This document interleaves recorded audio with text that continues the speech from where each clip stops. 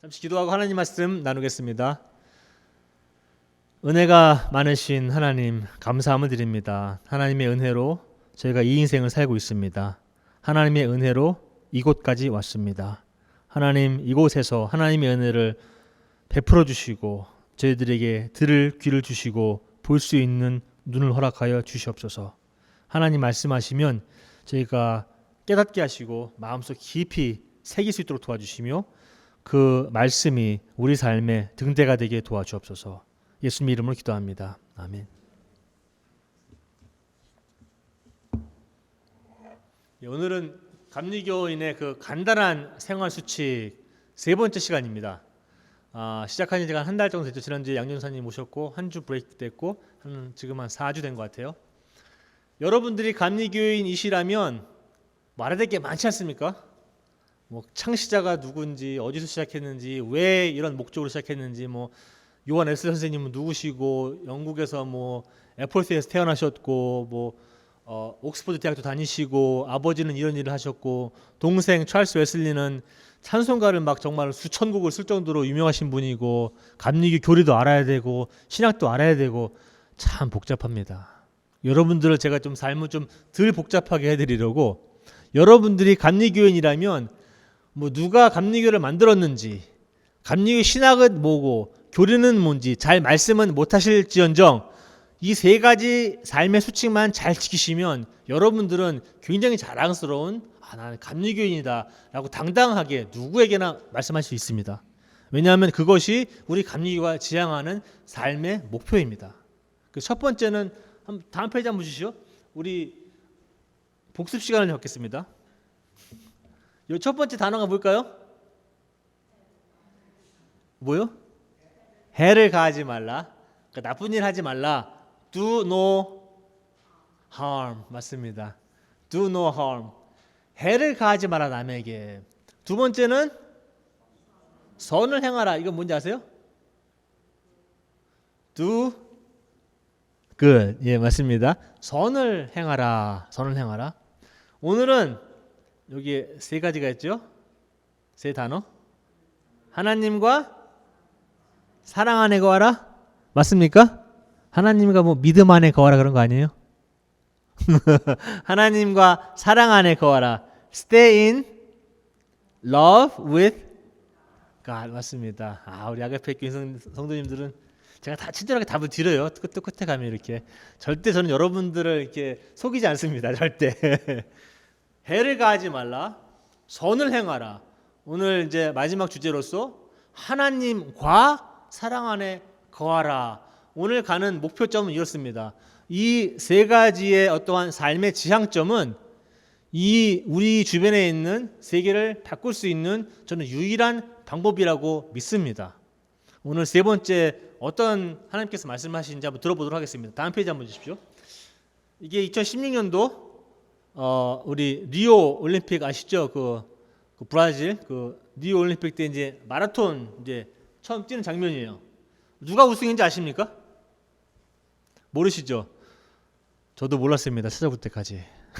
모르셔도 돼요. 다음 페이지 한번 주십시오. 이분입니다. 이분 얼굴 참 물론 2시간 이상 뛰셨을 테니까 힘드시겠죠? 근데 약간 스마일도 보이고 내가 이겼다. 우리 금메달 우리 케냐에서 오신 분이십니다. 케냐. 제가 이름은 제가 발음을 못하겠어요. 근데 케냐에서 오신 분이 이 올림픽 마라톤 마지막 올림픽의 마지막 뛰죠. 마라톤이 이기신 분입니다. 많은 사람들이 뛰었지만 이기는 사람은 한 명입니다. 제가 볼 때는 일단 마라톤을 뛰었다는 것 자체가 모두 승자입니다. 저기는 아무나 갈 수 있는 거 아니거든요. 저기에 26마일 뛰거든요. 42.19km. 저는 저런 데 가면 저는 1km도 못 뛰어요. 잘. 한 1km 뛰면 어디 막 벽에 막 가서 부딪혀서 죽고 싶어요. 저는 이렇게 잘 못 뛰어요. 이상하게. 걷는 거는 걷는데 뛰면 제가 잘 못 뛰어요. 그러니까 대단하신 분들이에요. 저분들이 올림픽 가기 위해서 얼마나 훈련을 하셨겠어요. 한번 생각해 보셨어요? 저분들이 하루라도 노는 날이 있는 줄 아십니까? 운동하시는 분들이? 아마 안 그럴 거예요. 저 애들도 테니스 치고 뭐 여러분들 자녀들 보면은 이게 매일 해야 되는 거예요. 선수가 아니어도. 자꾸 잊어먹어요. 이분들은 아침 막 새벽 5시부터 막 밤까지 운동만 하시는 분들이 트레인하고 또 훈련하고 또 훈련하고 먹는 거 굉장히 조심스럽게 4년 동안 트레인해서 훈련해서 나가십니다. 참석하고 이기려고. 두 번째 페이지 한번 주십시오. 이 에릭은 우리가 알고 있는 에릭입니다. 우리 교회. 에릭과 이유일 목사. 도대체 무슨 그림이 나올까 궁금하시죠? 이제 에릭은 아시겠지만 이 짐을 많이 다녀요. 그래서 에릭을 제가 항상 이렇게 인사를 나눌 때나 보면 여기를 만져보면 무슨 돌 같아, 돌. 이게 딱 힘을 주면 얘가 진짜 돌이에요, 돌. 저는 물렁물렁하거든요. 저는 이게 운동을 안 하는 스타일이라 이게 잘 못해요, 이런 게. 항상 몸이 부드러워요, 저는. 물렁물렁합니다. 아마 이런 모습이 아닐까 생각합니다. 다음 페이지 한번 주십시오. 에릭이 이쪽이라면 저는 아마 한 이 정도 되지 않을까라고 한번 생각해 봤습니다. 왜 제가 이거를 올려놓냐면 제가 오늘 아침에도 에릭하고 이제 뭐 예배 학생들하고 예배 드리면서 이제 저는 이런 스타일이에요. 만약에 제가 짐이 있는데 멤버십을 끊었어요. 근데 있는데 살을 정말 빼고 싶고 막 진짜 근육을 키우고 싶고 막 그래요. 근데 오늘 비가 와. 그럼 전 안 갑니다. 비가 오니까. 눈이 오면 안 갑니다. 날씨가 좀 춥다? 그럼 또 안 가요. 왜냐면 집에 있고 싶죠. 그죠? 그리고 오늘 또 일이 있으면 또 안 갑니다. 이게 핑계를 많이 대요. 그래서 내가 에릭한테 너도 그러느냐? 에릭은 안 그렇대. 에릭은 그냥 꾸준히 간다는 거야. 꾸준히 가면 이렇게 됩니다. 꾸준히 안 가면 저렇게 됩니다. 저처럼. 진리는 간단해요. 다 알고 있어요. 저도 정말로 막 이렇게 몸을 막 이렇게 근육도 만들고 막 이러려면 운동해야 되는 건 다 알아요. 근데 대부분 안 하죠. 못 하거나 저처럼. 너무나 간단한 진리들입니다. 아까 올림픽도 그렇고 훈련을 하면 대회 나갈 수 있고 잘 뛸 수 있어요. 근데 저처럼 1마일도 못 뛰는 사람은 어디 가다가 막 벽에 부딪혀 죽고 싶어요. 너무 뛰기 힘들어서. 다음 페이지 한번 주십시오. 이거 뭔지 아십니까? 아, 다 잊어먹으셨네. 저도 어저께 알았는데 이게 모르겠습니다. 제가 찾기로는 무슨 설악산에 있는 바위라는데, 네, 뭐 그런 거라는데 저는 잘 모르겠어요. 저도 한번 가봤는데 제가 잊어먹었어요. 근데 이런 바위가 엄청 크잖아요. 그럼 여러분한테 제가 숙제를 주겠습니다. 이 바위를 깨려면 어떻게 하시겠습니까? 1번, 바위 앞에서 매일 기도한다. 2번, 바위에 올라가서 하루에 100번씩 점프한다. 3번, 망치와 정을 들고 매일 두드린다. 뭐겠습니까, 답이? 1번이겠습니까? 2번이겠습니까? 3번이겠습니까?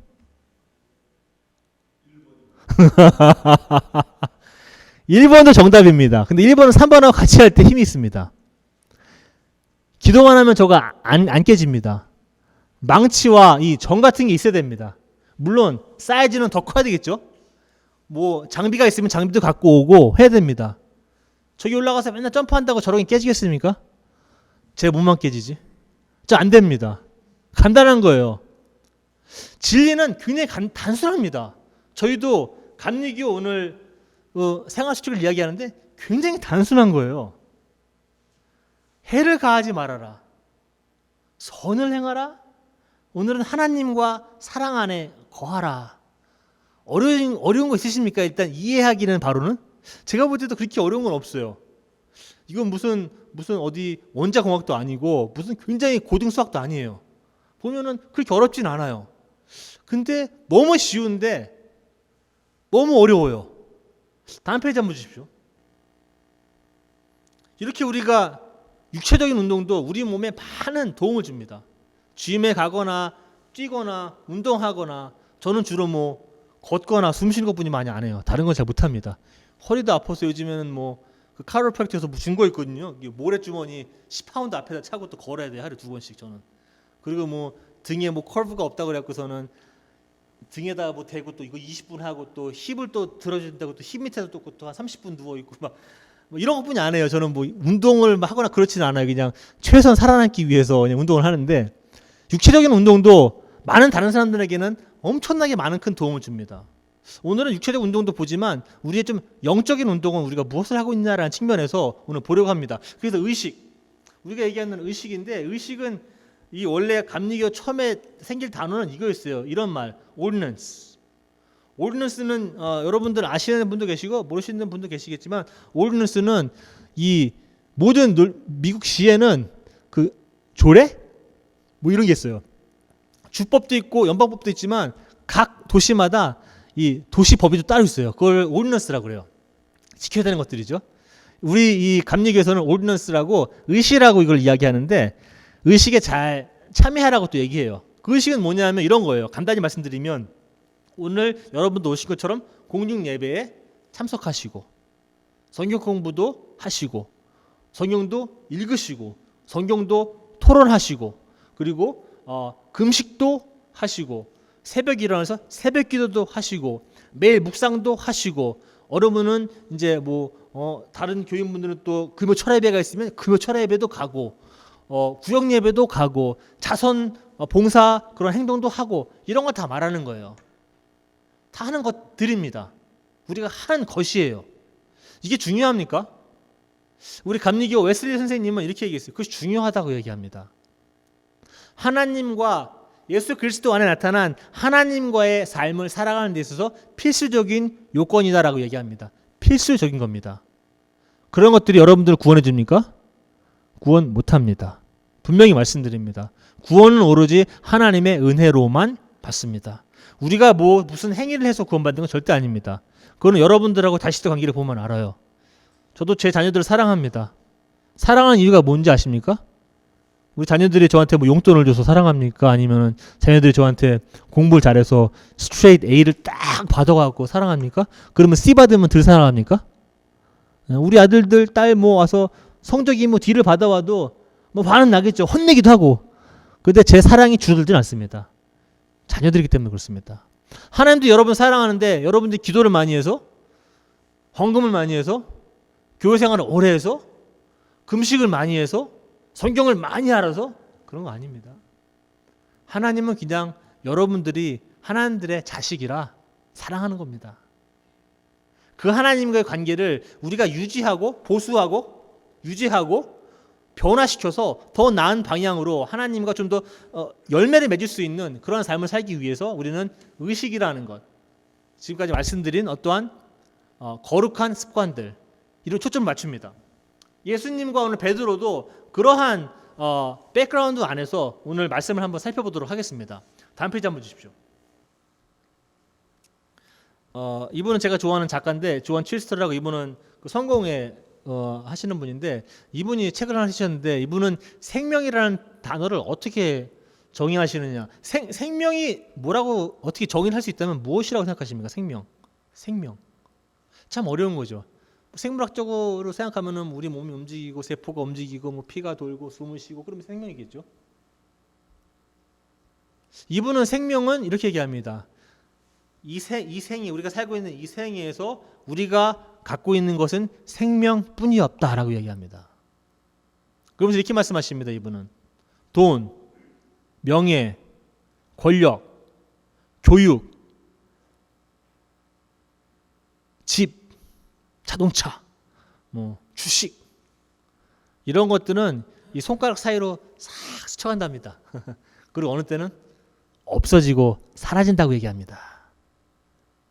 그래서 우리가 갖고 있는 것은 오직 이 생명뿐인데 이 생명을 안에서 바깥으로 드러내서 개발하고 살아야 하는데 그 생명을 어떻게 살아가느냐라는 것은 제가 볼 때는 이러한 종류의 삶을 우리가 영위하기 위해서 하나님과 조화롭게 산다는 것. 제가 볼 때 이런 것 같아요. 하나님과 조화롭게 산다는 것은 아까 조한 칠스터 우리 목사님께서 말씀하신 대로 생명을 안에서 끄잡아내서 바깥으로 내보내는 것. 그러면서 하나님께 구해야 되는데 뭘 구하느냐? 우리들의 도덕적 이 방향들, 또한 지혜, 용기, 아니면 그런 삶들을 안에서 바깥으로 살 수 있는 그런 힘들을 하나님께 구하는 것이 하나님과 조화롭게 사는 것이다.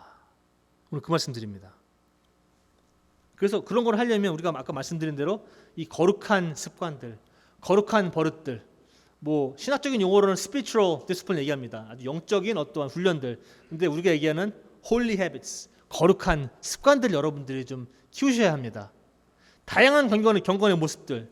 이 말씀은 뭐냐면 이런 거예요. 아까 말씀드렸다시피 거룩한 습관들은 많이 있습니다. 우리가 하나님 말씀도 읽고 기도도 해야 하고 뭐 예배도 참석하고 구역 예배도 참석하고 성경도 또 토론도 하고 금식도 하고 이렇게 선한 봉사도 해야 하고 많은데 하는 건 똑같지만 하는 방식이 다 틀려요. 남들이 내가 하는 방식으로 하지 않는다고 그 사람들을 판단하면 안 됩니다. 어떤 분들은 새벽 막 4시에 일어나서 기도하세요. 저는 목사인데 4시에 못 일어나고 그때 기도 못 합니다. 저는 이상하게 아침잠이 많아요. 어릴 때부터도 우리 아버지가 저를 못 깨웠대요. 아침부터. 운동을 나가야 되는데 아버지 이제 일찍 일어나시는 분인데 산에 가시면 뭐 약수터에 막 가잖아요. 제가 일어나는 날은 막 하루 한 달에 한 2-3번 잘 이제 제가 어릴 때부터 아침잠이 많고 저는 주로 좀 밤에 좀 잘 버티는 스타일이라 저는 밤에 뭐 공부도 하고 어저께도 뭐 꼭 그런 건 아닌데 제가 지금 먹고 있는 약이 조금 저를 조금 흥분하게 한대요. 그래서 지금 약을 지금 이틀째 먹고 있는데 잠을 못 자고 있어요. 제가 지금 토요일 날도 새벽 2시부터 꼴딱 샜고요. 어저께도 새벽 한 3시 반에 또 잤다가 오늘도 아침 또 7시 몇 시 일어나고 지금 정신이 없어요. 제가 그 약 때문에. 그것 때문에 제가 새벽에 요즘 한 이틀 동안 잘 일어나고 있습니다. 사람들이 다 하나님께서 다르게 만들어 오셨어요. 그렇기 때문에 우리가 같은 것들을 하지만 다 다양하게 그런 것들을 표출해냅니다. 기도하는 시간이 나랑 틀리다고 해서 기도하는 방법이 틀리다고 해서 전혀 그런 거 판단하시면 안 됩니다. 여러분들은 하나님과 사랑 안에 거하시는 저는 제 DNA는 여러분들과 전혀 똑같지 않습니다. 제가 갖고 있는 DNA는 이 전 세계 60억, 70억 인구 중에 저 혼자뿐이 없습니다. 하나님께서 주신 유일한 DNA예요. 그 유일한 DNA를 가지고 있는 사람이 저고 그런 삶을 살 수 있는 하나님께서 계획하신 그 삶을 살 수 있는 가능성이 있는 사람은 저뿐이 없어요. 제가 이 삶을 살지 않으면 아무도 여러분들은 제 삶을 살줄 수가 없어요. 여러분들도 마찬가지예요. 하나님께서 주신 그 삶이 있는데 여러분들이 그 삶을 살지 않으면 어떤 누구도 여러분들의 삶을 살아드릴 수가 없어요. 하나님께 만들어 오셨어요. 그래서 하나님과 여러분들 사랑 안에 거하는 방법이 너무 다양합니다. 오늘은 좀 일괄적으로 말씀드리지만 그 방법을 찾으셔야 됩니다. 저는 새벽 4시에 못 일어납니다. 저는 다른 방식으로 하나님과 사랑 안에 거합니다. 여러분들 그걸 찾으셔야 돼요. 다음 페이지 한번 주십시오. 오늘은 예수님의 질문에 대해서 한번 초점을 맞춰보도록 하겠습니다. 예수님의 질문은 이렇습니다. 예수님의 질문하기 전에 그때까지 어떤 일이 벌어졌는지 설명을 해드릴게요. 예수님은 작은 구유에서 태어나셨습니다. 베들레헴. 아무도 몰랐어요. 신경도 안 썼어요. 얼마나 자리가 없었든지 여관도 자리가 없어서 그냥 있던 집에 들어가서 간신히 그 동물하고 있는 데서 그 동물 구유, 말구유 거기서 태어나신 분이에요. 하나님이시라는 분이 전 우주와 세계와 사람을 지으신 하나님이시라는 분이 작은 마을에 냄새나는 그 말구유에서 태어나셨습니다. 아무도 신경 안 썼어요. 이제 크셨어요. 그분이 전달하는 메시지가 이 세상의 메시지와 항상 대항합니다. 세상은 권력을 이야기하는데 예수님은 권력을 갖지 말라고 얘기합니다. 세상은 지배를 얘기하는데 예수님은 섬기라고 얘기합니다. 그러니까 그 메시지가 잘 안 받아들여져요. 거부당합니다. 사람들이 싫어해요.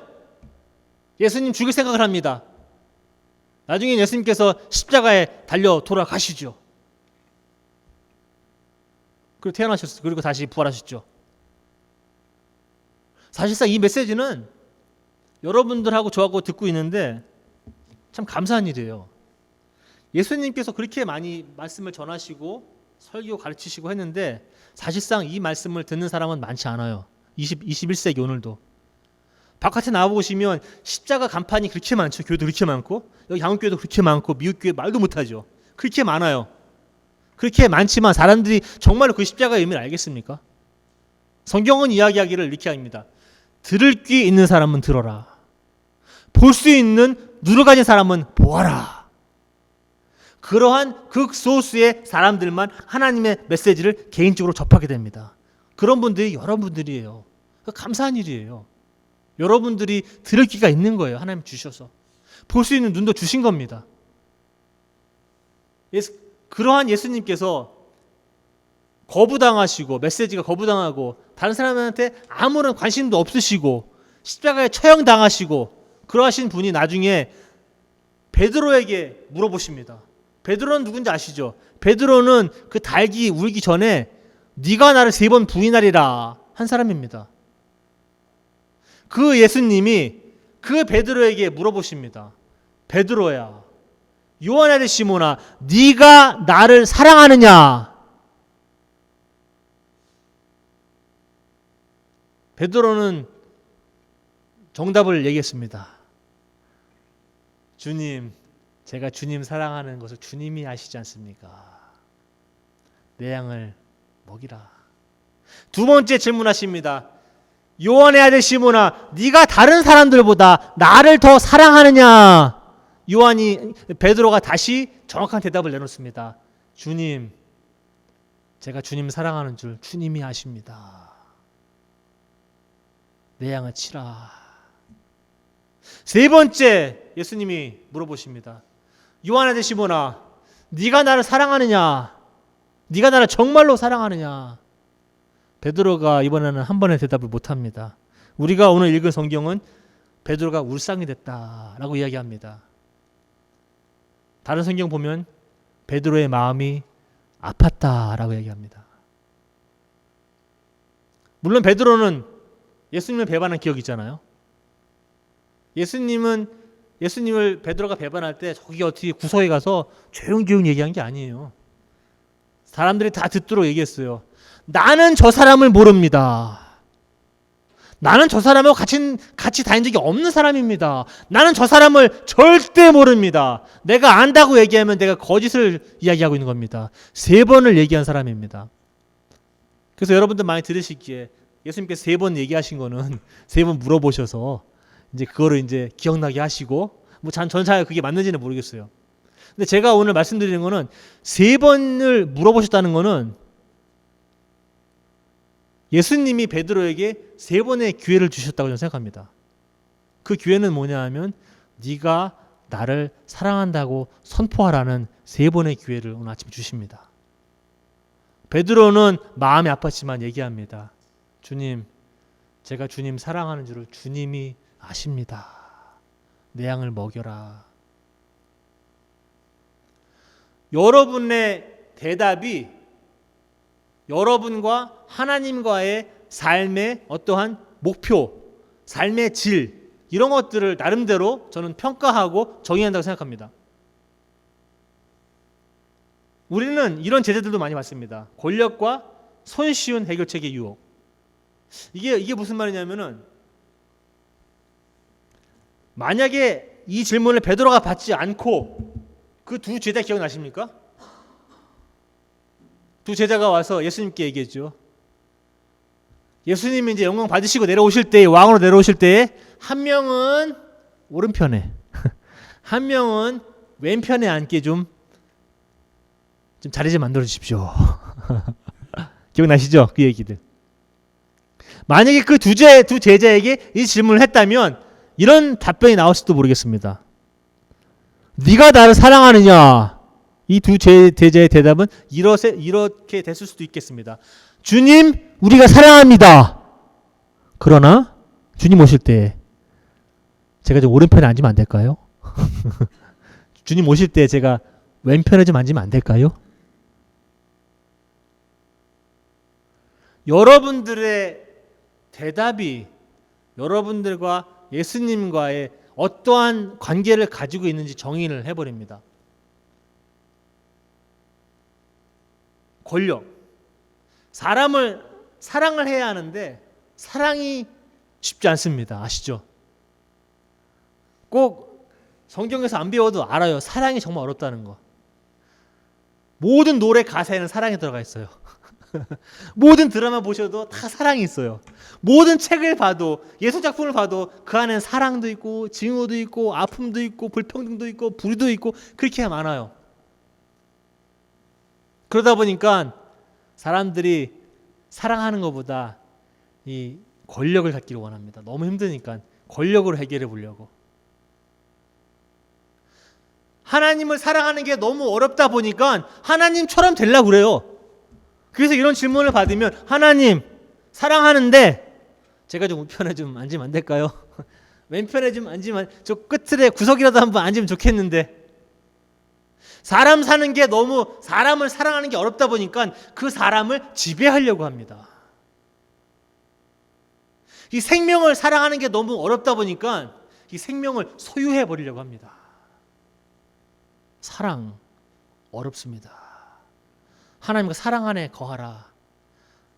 말만큼이나 쉽지는 않습니다. 베드로가 세 번째 예수님께 대답하고 그 다음이 저 너무 멋져요. 그 21장 18절부터 19절 나오는 말씀인데 이렇습니다. 예수님께서 마지막으로 내 양을 이제 돌봐라, 잘 챙겨주라 얘기합니다. 그러면서 18절에 이렇게 얘기합니다. 내가 너에게 진리를 얘기한다. 한번 들어보십시오. 내가 젊었을 때는 내가 원하는 곳으로 갔지만 내가 혼자 옷도 입었지만 네가 혼자 신발도 매서 신었지만 네가 나이가 들게 되면 내가 팔을 벌리겠고 다른 사람이 내게 와서 너에게 옷을 입혀줄 것이며 다른 사람이 네가 원하지 않는 곳으로 너를 데리러 갈 것이다. 우리는 제자도 막 얘기합니다. 자꾸 예수님을 위해서 뭔가 하려고 자꾸 뭔가 예수님을 더 해드리려고 뭘 갖다 드리려고 뭐 학생이라면 자꾸 A를 갖다 드리려고 내가 공부 잘하는 걸 보여드리려고 하나님한테 수학도 A 받고 뭐 영어도 A 받고 역사도 A 받고 뭐 자꾸 A 받는 거 보여드리려고 하나님한테. 하나님은 그러십니다. 나는 그거는 원하지 않고 네가 나를 사랑하느냐 라는 질문에 대답을 받기 원하십니다. 그런 질문이 있은 후에 또한 여러분들의 그러한 대답이 있은 후에야만 하나님께서는 우리에게 우리가 이야기하는 뭐 사명 비슷한 걸 주십니다. 그게 해결이 안 되면 네가 나를 정말로 사랑하느냐 주님 내가 주님 사랑하는 거 주님이 아시지 않습니까? 선포하고 또 선포하고 또 선포할 때에야만 예수님께서 이제야 내가 너에게 사명을 준다라고 말씀하십니다. 그 사명은 이렇습니다. 네가 젊었을 때 네가 원하는 거 다 했지만 네가 나이가 되면 네가 원하지 않는 곳으로 누가 너를 데려갈 것이다. 한번 생각해 보십시오. 예수님께서 부활하시고 12제자, 뭐 11제자 나중에 한번 뽑았지만 그 제자들이 모두 순교한 건 아니겠죠? 근데 우리가 알고 있는 순교자들도 많이 있습니다. 뭐 도마는 지금 현재 인디아 땅까지 가 선교했답니다. 그래서 인디아에는 그 도마를 이제 성인으로 받들고 캐톨릭도 많아요. 인도에는. 제 주변에도 인도 사람들 캐톨릭 신자들 많습니다. 저도 참 볼 때마다 많이 배워요. 아, 도마라는 분이 그 인도까지 가셔서 하나님 말씀을 전하셨구나. 거기서 죽으셨구나. 베드로도 그랬고 바울도 그랬고 순교당한 사람도 많습니다. 근데 다 순교당한 건 아니에요. 최소한 이렇게 얘기할 수 있습니다. 예수님께서 부활하시고 예수님의 그러한 그 사랑의 메시지를 나름대로 깨달았을 적에 그들의 삶이 자기가 의도하지 않았던 방향으로 갔을 것이다 라고 저는 생각합니다.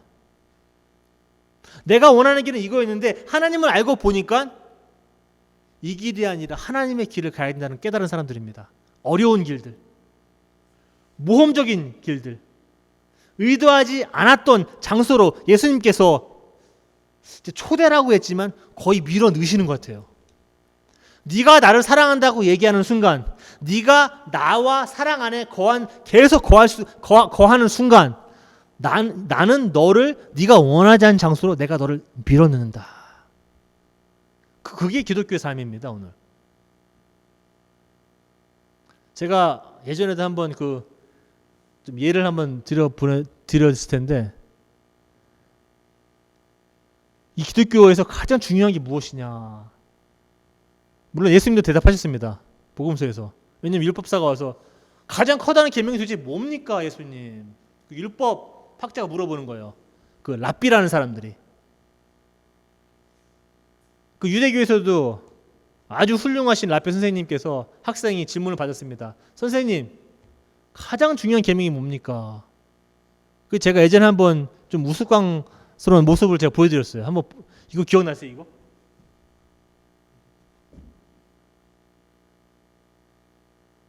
이게 하나님의 사랑, 이게 기독교라면, 이게 어떤 종교라면 종교를 바치고 있는 답은 무엇인가?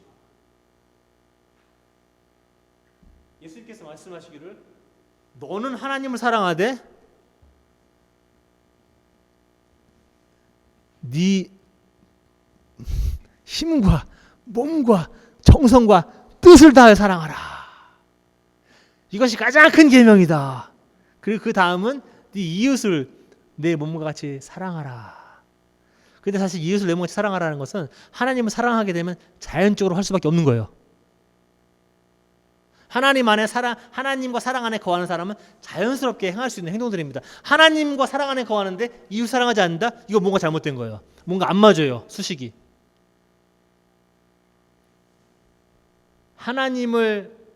하나님과 사랑 안에 거하라. 그게 우리 기독교 전부 다입니다.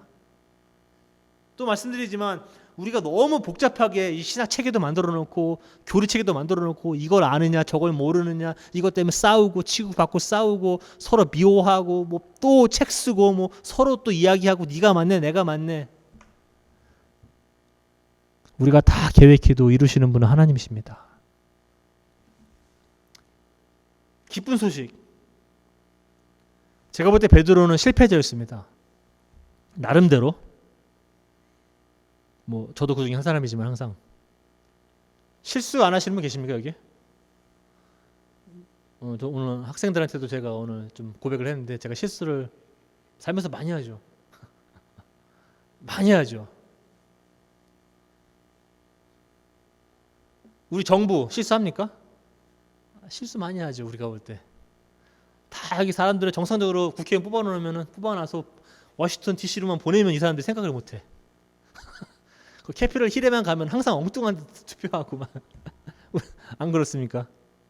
아니면 이 주, 아니면 공동체, 아니면 우리 교회, 아니면 다른 교회들 실수합니까? 예, 실수합니다. 잘못된 결정도 내립니다. 잘못된 말도 합니다. 아픔을 주고 아픔을 받기도 합니다. 사랑도 하지만 증오도 생깁니다. 미움도 생기고요. 화해도 합니다. 우린 그런 사람들이에요. 베드로도 우리와 같은 사람들이에요. 실수를 해요. 근데 우리가 볼 때는 야 베드로의 실수는 조금 어려운데 저 사람은 나보단 조금 더 센 실수를 했네. 저 사람은 예수님을 부인을 했네. 한 번도 아니고 두 번도 아니고 세 번이나 공개적으로 부인을 했네. 난 저것까지는 안 갔지. 베드로는 도저히 돌이킬 수 없는 그런 실수를 한 것 같아요. 근데 그 베드로에게 예수님이 다시 한번 초대장을 꺼내십니다. 네가 베드로, 내가 이 모든 것을 내가 다 알고 있다. 그래도 넌 나를 사랑하느냐라고 말씀하십니다. 예수님이 또 어떻게 말씀하시는지 아십니까? 아침에 가셔서 갈릴리 바닷가 가셔서 고기를 못 잡으니까 또 고기도 잡게 해주시고 그죠? 고기 좀 갖고 와서 고기도 구워주시면서 밥도 다 준비해 주시면서 베드로한테 일로 와봐 베드로야 다 아시면서 도저히 우리가 인간적인 눈으로 볼 때는 돌이킬 수 없는 실수를 저질렀음에도 불구하고 예수님께서는 다시 한번 기회를 주시면서 네가 나를 사랑하느냐. 그게 기쁜 소식입니다. 저희한테는. 그게 우리 감리교회는 그거를 뭐라고 부르냐? 은혜라고 부릅니다. 우리 인생 살면서 어려운 일이 너무나 많습니다. 여러분들 인생 저보다 다 인생 선배들 아니십니까? 제가 지금 46세입니다. 46세. 40대 중반인데 제가 정말로 40대 중반을 거쳐오신 여러분들 존경합니다. 40대 중반 살기 만만치 않더라고요. 애들하고 가족하고 뭐 일하면서 정말 만만치 않습니다. 너무 어려운 일에 봉착할 때가 많아요. 실수할 때도 많아요. 이야기 잘못할 때도 많이 있어요. 후회도 합니다. 아 그때 왜 그랬을까 내가. 예수님의 제자들이 피하려고 했던 거를 내가 지금 또 피하려고 하는 어리석은 행동을 하고 있지 않은가. 내가 금메달을 따려면 매일 훈련을 해야 하는데 내가 좀 몸을 만들려면은 매일 짐에 가야 되는 거 아는데 바위를 깨려면 망치와 정을 들고 가야 되는 건 아닌데 내가 맨날 그 바위 위에서 점프만 하고 있는 건 아닌가? 맨날 기도만 하고 있는 거 아닌가? 너무나 진리는 간단한데 내가 못하고 있는 거 아닌가? 실수하신 분들 하나님이 부르십니다. 너무 기쁜 소식은 예수님을 배반한 사람도 부르십니다. 하나님의 은혜는 그래서 우리가 측량할 수 없다 생각합니다. 저한테 누가 나를 배반했다? 저도 마음이 아주 나쁜 사람은 아닌데 누가 나를 의도적으로 3번 배반했다? 그러면 정말로 저도 힘들 것 같아요. 내 인생에서 너는 아웃. 더 이상은 내 인생 들어오지 마. 그럴 것 같아요.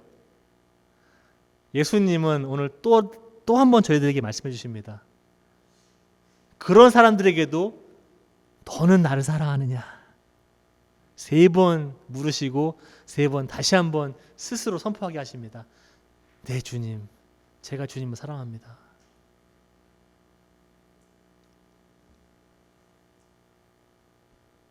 해를 가하지 말라. 선을 행하라. 하나님과 사랑 안에 거하라. 세상을 바꿀 수 있는 방법이 있다면 저는 아직도 믿습니다.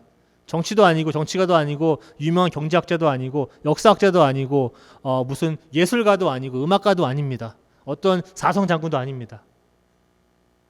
세상을 바꿀 수 있는 유일한 방법은 여러분들, 저처럼 굉장히 평범한 사람들이 하나님과 사랑 안에 거하는 법을 익히고 또 익혀서 하나님과의 사랑 안에 깊이 빠지고 하나님의 말씀 안에 깊이 뿌리박고 세워짐을 얻어서 악한 길을 걷지 않고 선한 길을 걸으려고 하고 지금 이 생에서 그리고 나중 생에서 하나님과 계속 사랑 안에 거하실 때에야만 이 세상은 바뀌어집니다. 그게 감리교고 그게 성경입니다. 아가페 교인들은 그것 때문에 있는 겁니다. 그래서 우리 아가페 교회 이름도 사랑 아닙니까? 우리 아가페 교회라고 얘기는 하지만 사실상 그 한국말로 얘기하면 사랑교회입니다. 우리는 사랑교회. 하나님의 사랑이 우리 삶의 정중앙에 턱 자리 잡은 교회입니다. 목사가 가운데 있는 게 아닙니다. 하나님과 사랑 안에 거하는데 목사가 될 필요가 없습니다. 장로님 될 필요도 없고 권사님, 집사님 될 필요도 없고 교회에서 하나 직함 다를 필요도 없어요. 이거는 너무나 간단해요. 하나님 오늘도 물어보십니다. 너가 나를 사랑하느냐? 그 다음 페이지 한번 주십시오. 이 결정은 여러분들이 오늘 지금 내릴 수 있는 결정들입니다. 내일까지 미루실 필요가 없어요. 내일까지 기다릴 필요가 없습니다. 물론 이 길은 굉장히 간단하게 보이지만 굉장히 값비싼 걸음을 준비하셔야 합니다. 여러분들이 하나님 따르겠다고 한 순간 여러분들은 내 앞에 이제 인생의 꽃길이 펼쳐지겠구나 라고 생각만 하시면 안 됩니다. 이거는 꼭 모험 같은 거예요. 모험. 내가 가보지 못한 땅을 가는 거예요. 내가 의도하지 않았던 곳으로 갈 수 있는 기회가 생기는 것은 오로지 하나님과 사랑 안에 거할 때만 가능하고 우리 교회가 진정한 교회로 거듭나려면 교인이 많고 헌금을 많이 내고 제가 설교를 더 많이 공부해서 더 잘하고 제가 여러분들을 어디 세미나 다른 교회에 보내고 이렇게 해결되는 문제가 아닙니다. 오늘 여러분들에게 예수님이 직접 개인에게 물어보십니다. 아무개야, 네가 나를 이 다른 모든 사람들보다 다른 모든 것들보다 네가 나를 사랑하느냐? 여러분들의 대답은 무엇입니까?